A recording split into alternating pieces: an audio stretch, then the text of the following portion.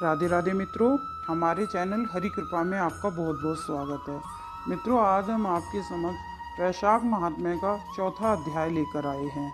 अध्याय शुरू करने से पहले मेरी आपसे एक रिक्वेस्ट है कि अगर आप हमारे चैनल पर पहली बार आए हैं और अभी तक आपने हमारे चैनल को सब्सक्राइब नहीं किया है तो प्लीज़ पहले हमारे चैनल को सब्सक्राइब कर लें। साथ ही साथ दिए गए बेल आइकन को भी ज़रूर प्रेस करें ताकि आगे जब कभी कोई नई वीडियो आए तो उसकी नोटिफिकेशन आपको सबसे पहले मिले। इसी के साथ मित्रों, श्री हरि के चरणों में अपना नमन रखते हुए अध्याय प्रारंभ करते हैं। नारद जी बोले, हे राजन, जैसे रसों से अधिक दूध और दूध से अधिक दही तथा दही से अधिक घृत उत्तम है, ऐसे ही महीनों में कार्तिक मास उत्तम है। कार्तिक मास से माघ मास अधिक उत्तम है और माघ से वैशाख मास अधिक उत्तम है। इसमें धर्म करना बड़ के बीज की तरह बढ़ता है। यदि कोई धन संपन्न हो, दरिद्री हो अथवा पराधीन हो, उसे जो भी वस्तु मिले वह उसी का दान ब्राह्मण को करे। जैसे कंद मूल, फल, शाक, नमक, गुड़, बेर, पत्र, जल और छाछ आदि जो कुछ भी हो उसे श्रद्धा पूर्वक ब्राह्मण को दान करने से पुण्य की प्राप्ति होती है। इसलिए सुख की इच्छा चाहने वाले मनुष्य को दान अवश्य करना चाहिए।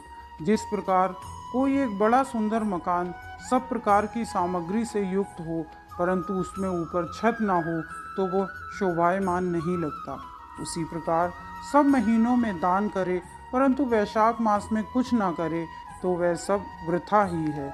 जैसे सब लक्षणों से युक्त स्त्री अपने पति के होने पर ही शोभा पाती है, वैसे ही वैशाख में किए दान आदि कर्म शोभा देते हैं। दया रहित मनुष्य के गुण वृथा होते हैं। बिना नमक के शाक आदि स्वादिष्ट नहीं लगते और सब आभूषणों से सुशोभित सुंदर स्त्री भी बिना वस्त्रों के शोभित नहीं होती। ऐसे ही वैशाख मास में बिना दान किए मनुष्य को पुण्य फल की प्राप्ति नहीं होती, अर्थात मनुष्य शोभा नहीं पाते हैं। मेष काल की संक्रांति में मधुसूदन भगवान का ध्यान कर प्रातःकाल स्नान करके विष्णु भगवान का पूजन करे और मधुसूदन से प्रार्थना करे, हे मधुसूदन देव, मैं वैशाख की मेष की संक्रांति भर प्रातः स्नान करने की कामना करता हूँ, आप इसे निर्विघ्न पूर्ण करें।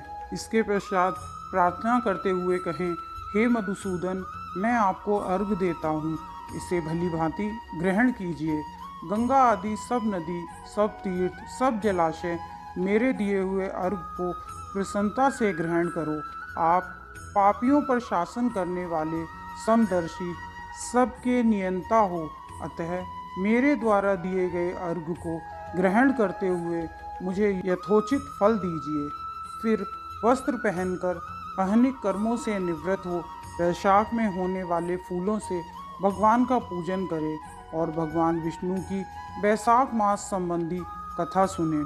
जो ऐसा करता है वह कोटि जन्म के संचित पापों से छूटकर मोक्ष को पाता है। पृथ्वी, स्वर्ग और पाताल कहीं भी दुख नहीं भोगता, ना ही कभी गर्भ में आता है और ना ही कभी माता का दूध ही पीता है। हे राजन, वैशाख मास में शरीर में तेल लगाना, दिन में सोना, कांसे के बर्तन में भोजन करना, खाट पर सोना, घर में स्नान करना, निषिद्ध भोजन करना, 2 बार भोजन करना, रात्रि में भोजन करना, ये 8 बातें वर्जित हैं। जो कांसे के पात्र में भोजन करता है और उत्तम हरिकथा नहीं सुनता, ना ही किसी तीर्थ में स्नान करता है और न दान ही देता है, वह नरक में ही जाता है।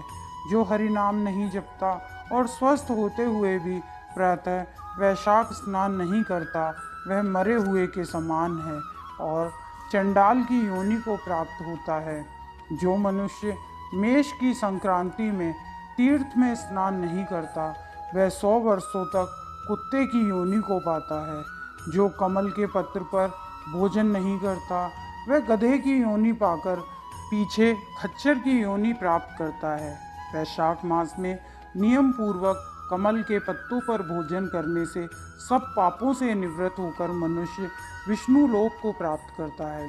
1000 ब्राह्मणों की हत्या का पाप किसी तरह दूर हो सकता है, परंतु वैशाख मास में स्नान, दान आदि न करने से उसका पाप कभी दूर नहीं होता। जो वैशाख की दोपहरिया के समय मार्ग पर चल के अपने घर पर आए हुए थके हुए ब्राह्मण को सुंदर आसन देकर उसके चरणों को दबाता है और चरणोदक को अपने मस्तक पर छिड़कता है तो उसके सब बंधन कट जाते हैं तथा गंगा आदि संपूर्ण तीर्थों में स्नान करने का फल निश्चय ही मिलता है। अन्नदान व जलदान न करने से पाप और दुख कभी दूर नहीं होते।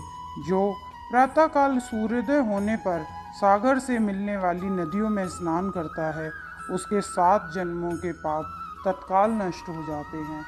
जो उषा काल में सप्त गंगा, वृद्ध गंगा, कालिंद्री, सरस्वती, कावेरी, नर्मदा और वेणी ये सप्त गंगाएं हैं, इनमें स्नान करता है तो उसके कोटि जन्म के पाप तत्काल नष्ट हो जाते हैं।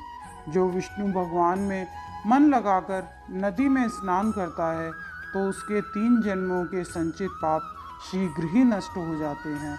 वैशाख के महीने में अप्राकृत जलाशय में स्नान करने से जन्म से लेकर उस समय तक के पाप नष्ट हो जाते हैं।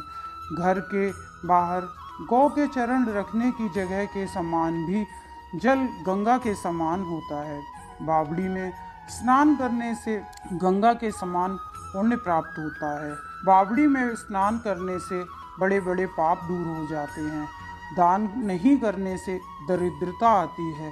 दरिद्री होने पर पाप किया जाता है और पाप करने से नरक की ही प्राप्ति होती है। इसलिए सुख की इच्छा रखने वाले को अवश्य स्नान करना चाहिए तथा दान करना चाहिए। वैशाख मास में जो धर्म कर्म स्नान आदि नहीं करता है उसका किया न किया सब वृथा है। वैशाख मास में तीर्थ यात्रा, जप, दान और होम आदि का फल भी अधिक होता है और तुरंत फल की प्राप्ति होती है। मधुसूदन भगवान इसके देवता हैं। जिसने किसी प्रकार भी वैशाख में मधुसूदन भगवान का पूजन नहीं किया वह मूढ़ बुद्धि होकर सूकर की योनि पाता है।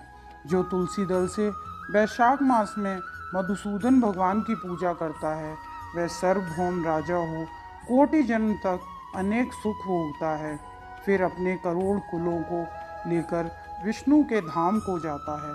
इसी के साथ मित्रों वैशाख महात्म्य का 4था अध्याय संपन्न होता है। अगर आपको वीडियो पसंद आई हो तो वीडियो को शेयर करें, लाइक करें तथा कमेंट बॉक्स में राधे राधे अवश्य लिखें। अगर आप हमारे चैनल पर पहली बार आए हैं तो चैनल को सब्सक्राइब करें, साथ ही साथ बेल आइकन को भी जरूर प्रेस करें। राधे राधे मित्रों।